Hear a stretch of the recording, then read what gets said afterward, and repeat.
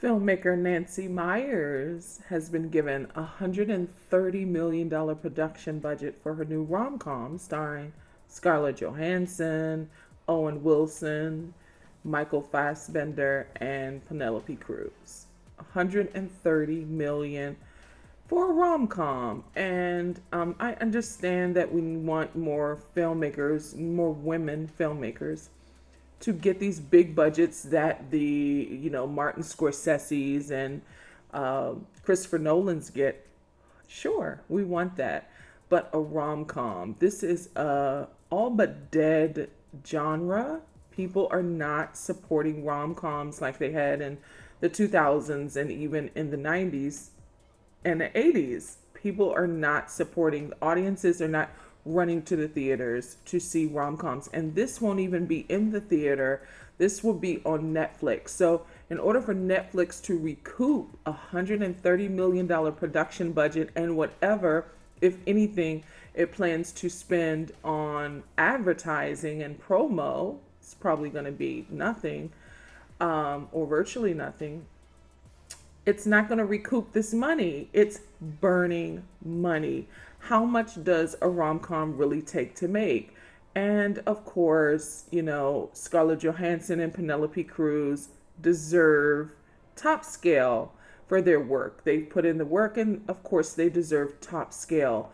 But the film itself, the genre itself, the $130 million.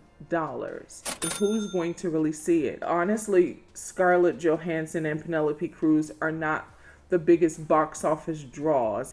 When she's headlining films, particularly rom coms, they're not big blockbusters. So, though her name is a good draw and Penelope Cruz is a great draw, I just don't see this film recouping that money. And it's rumored that Nancy Myers wanted 150 million. Maybe this is more, and it's called Paris Paramount. It's a working title. Maybe it's going to be maybe it's going to be a romantic comedy, with more action. And that's why she needed the production budget, perhaps. Maybe it's in the vein of The Lost City.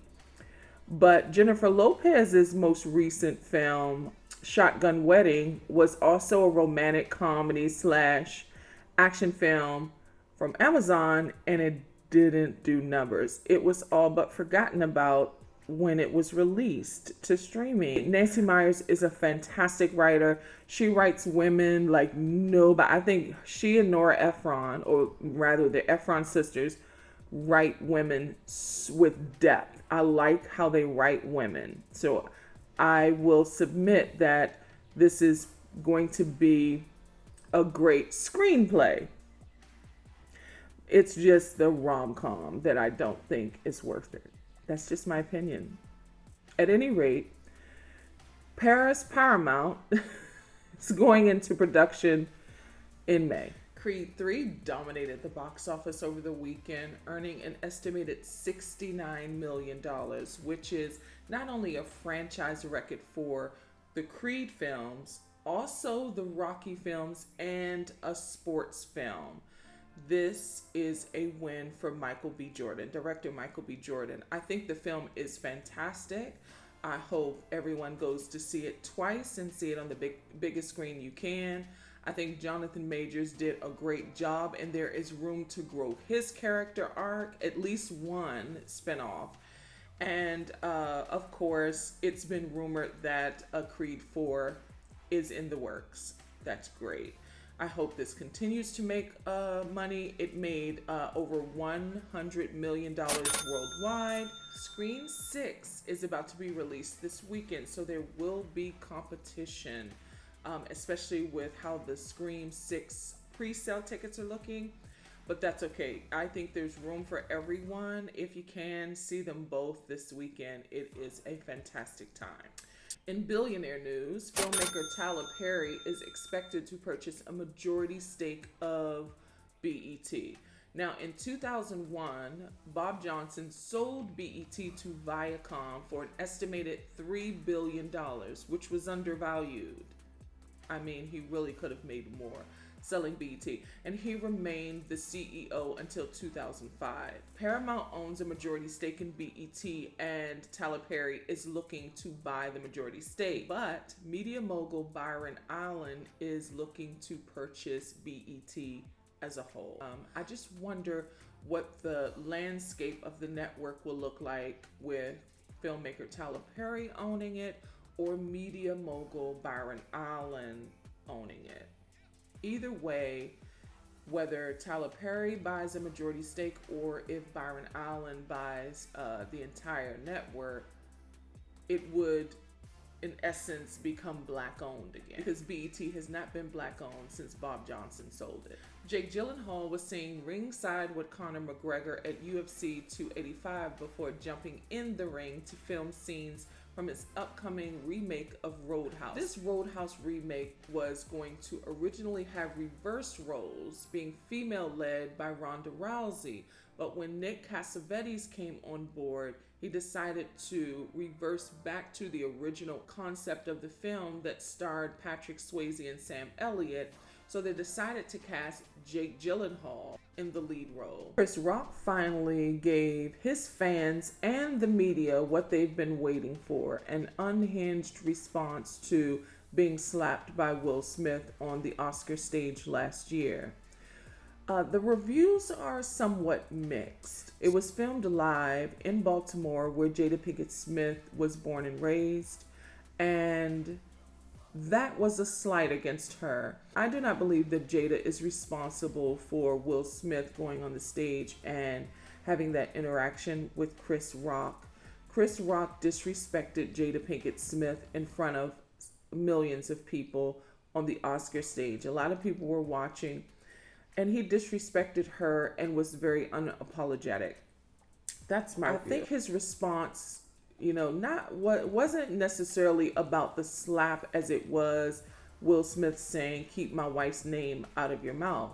And he did. He never says Jada Pinkett Smith's name, but he does reference her in those final minutes in his stand-up routine, which was very disrespectful, but that was intentional.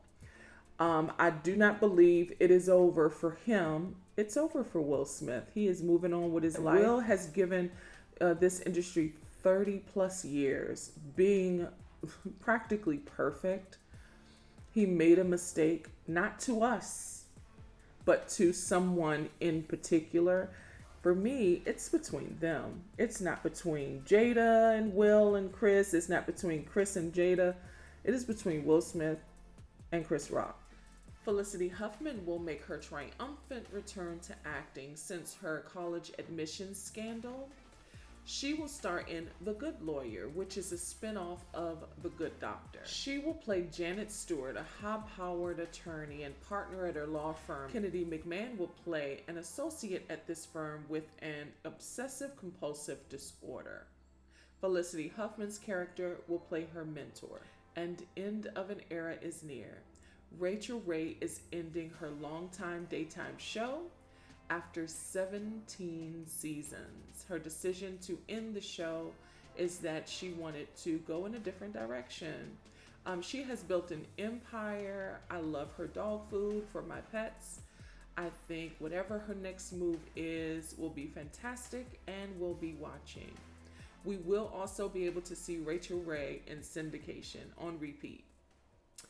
And in sad news, Tom Sizemore has passed away. He was a thespian and a scene stealer. I think he was such a fantastic actor. I loved him in Black Hawk Down, Saving Private Ryan, Enemy of the State, and Point Blank. He steals the whole thing. Tom Sizemore was 61. Rest in peace. 2 is not his tape. Whose is it? It's mine. Okay? It's mine. I bought it. You sold it to him?